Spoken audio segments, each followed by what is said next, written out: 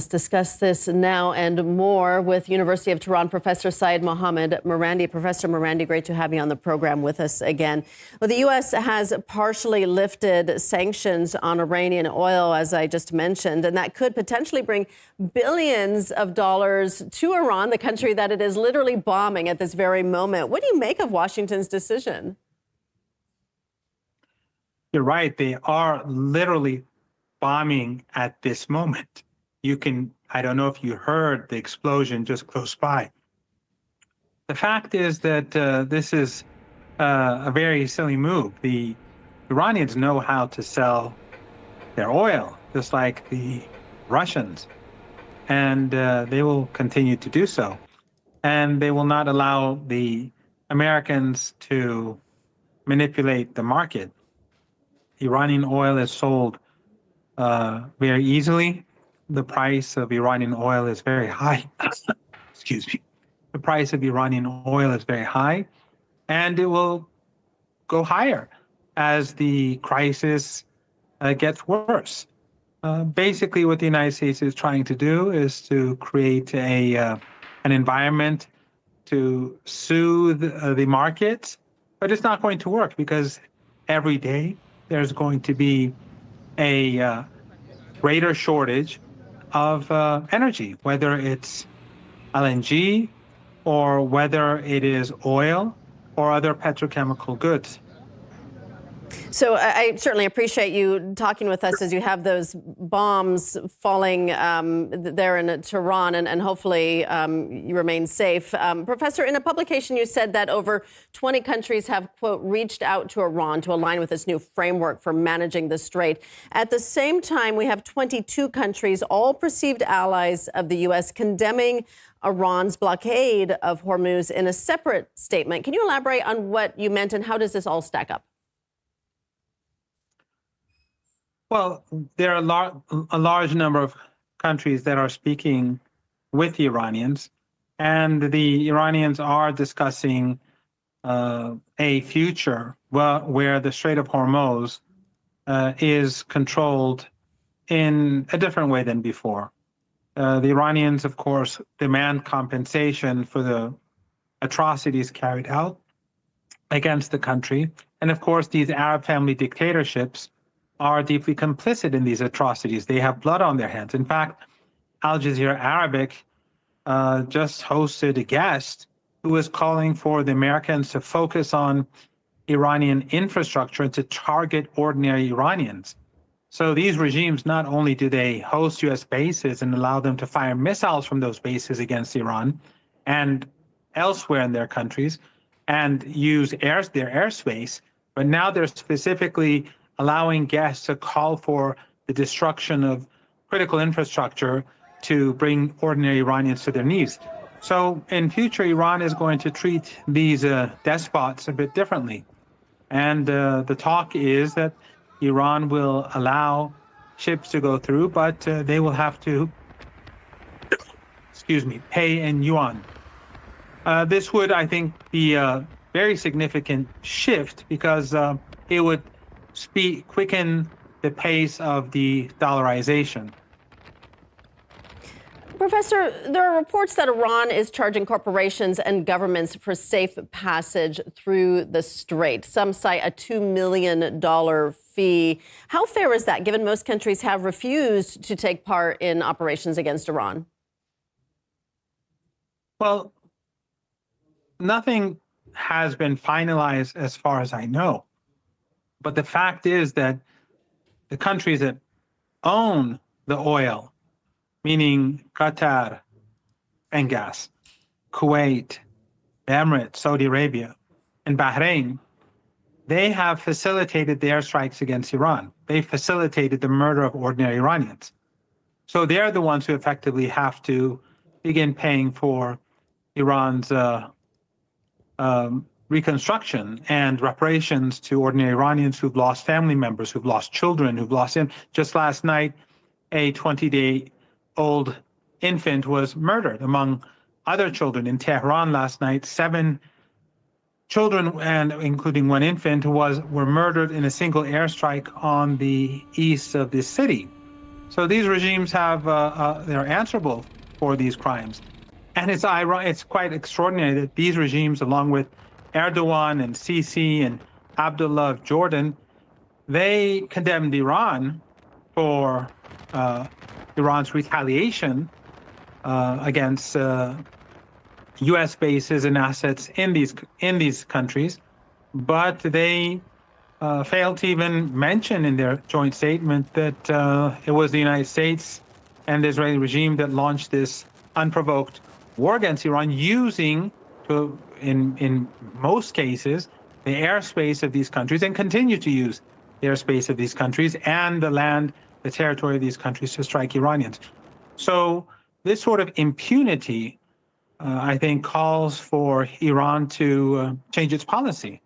And therefore, in future, the relationship between Iran and these countries are going to be different. We have to keep in mind that these regimes supported Saddam Hussein in the 1980s when he invaded Iran and provided him with hundreds of billions of dollars. It was also from Qatar that the drones flew and murdered General Soleimani a few years ago. So Iran has been very patient and tolerant. But I think from here on, the relationship will have to evolve. Professor, there are multiple reports that the U.S. is considering taking over Karg Island, a region that's crucial for Iranian crude exports, in an effort to unblock the Strait of Hormuz. How feasible would an operation like this be, given the island's defenses and geographic layout? Again, there are more explosions close by. I'm just saying this so that your viewers recognize that the United States and its allies are bombing ordinary people in Tehran. They're terrorizing ordinary people. And these Arab dictatorships in the Persian Gulf, they are completely and fully complicit in all of these crimes. Could you tell me the question again? I'm sorry. Right. The reports about the U.S. considering taking over Karg Island in an effort to unblock the Strait of Hormuz, how feasible would something like that be? It won't work, because if the United States tries to take Iranian territory, that's escalation. And Iran has said that if its assets are destroyed by the United States, then there will be retaliation. We already saw what happened when the Israeli regime, in full coordination with the United States, struck Iranian critical infrastructure, its gas assets in the southern part, Pars gas center. Iran, in retaliation, created severe damage to Qatari assets, the Emirati assets, energy assets, and Saudi energy assets. So if the United States wants to intensify the war, then I think Iranian retaliation will be far more massive than before. And if the oil and gas infrastructure in these regimes, including Kuwait and so on, are destroyed, then I think even opening the Strait of Hormuz will be useless. The long-term crisis, there will be a long-term crisis, and I think that will lead to a global, I have no doubt that it will lead to a global economic depression.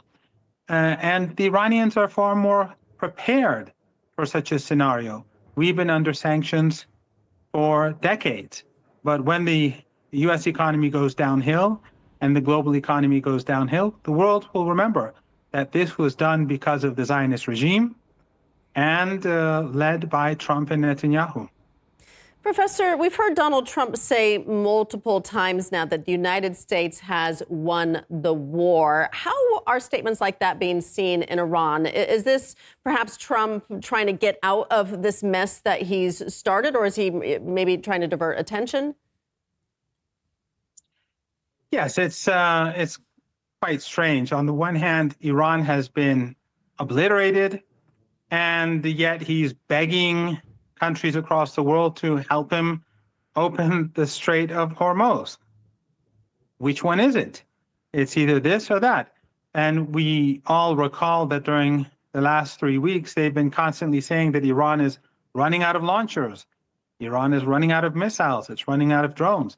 Yet every day, on multiple occasions, we see missiles fired at the assets of the Israeli regime, as well as missiles and drones, of course, fired at U.S. assets across the region. So clearly, Trump is being dishonest. He's trying to keep his base, the MAGA cult, happy, and he's trying to soothe the markets. But at the end of the day, soothing the markets can only last for a certain period of time. When the shortage of energy grows, it will be clear for all that this policy has failed, and that the coming energy crisis is unavoidable, and it's all because of Trump and Netanyahu. The White House has not ruled out a ground operation, and Netanyahu has even hinted that it is likely to happen at some point. What's the feeling there in Tehran on the possibility of such an operation, and what would that potentially look like? Well, first, it shows that the United States is controlled by Zionists, and that they're the ones calling the shots. The Israeli regime is more than willing to sacrifice the American people, their interests, and the global economy. They're more than willing to sacrifice India, China, and the entire global majority for their own interests, and that's why they want to intensify the war. But there's no doubt that this will be another major miscalculation. The United States has already miscalculated during the last 3 weeks. We've seen 3 weeks of carpet bombing, and just 5-6 seconds ago we had more explosions in Tehran, more carpet bombing. But that's not going to change anything. We've seen people come out on the streets every night in huge numbers. This morning, out on the streets in huge numbers, and we see the Iranian armed forces hammering the United States and U.S. assets, and the U.S. has failed to make any headway. And as I said earlier, if the United States tries to take Iranian territory, that would be an escalation that will be met with Iran's striking of critical infrastructure on the other side of the Persian Gulf. And if that happens, then the global energy crisis will be permanent. Professor Marandi, thank you again so much for speaking with us. We have been able to hear some of those bombs that are falling there in Tehran, and I appreciate that you can do this interview so calmly while your country's capital is being attacked at this very moment. That's Professor at the University of Tehran, Seyed Marandi. Thank you.